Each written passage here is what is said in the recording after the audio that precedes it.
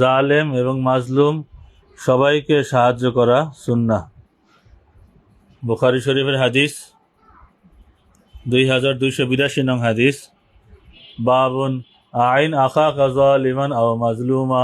হাদ্দাসানা মুসাদ্দাদুন হাদ্দাসানা মু'তামিরুন আন হুমায়দিন আন আনাস রাদিয়াল্লাহু তাআলা আনহু قال قال رسول الله صلى الله تعالى عليه وسلم انصر اخاك ظالما او مظلوما قالوا يا رسول الله هذا ننصره مظلوما فكيف ننصره ظالما قال تأخذ فوق يديه।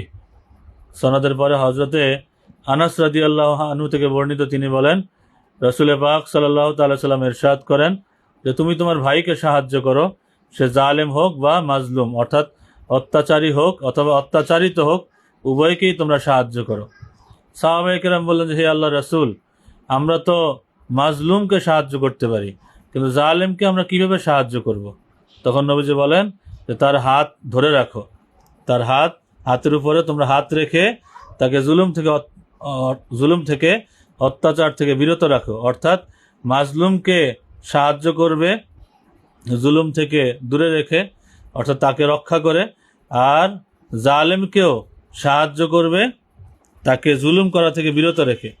মাজলুমকেও রক্ষা করবে, জালেমকেও তার জুলুম থেকে তার বিরত রাখবে। এভাবেই উভয়কে সাহায্য করা যায়। সুবহানাল্লাহ। অর্থাৎ জালেম হোক মাজলুম হোক, উভয়কে এই জুলুম কার্য থেকে একজনকে বিরত রেখে একজনকে রক্ষা করে উভয়কে যেন আমরা সাহায্য করি।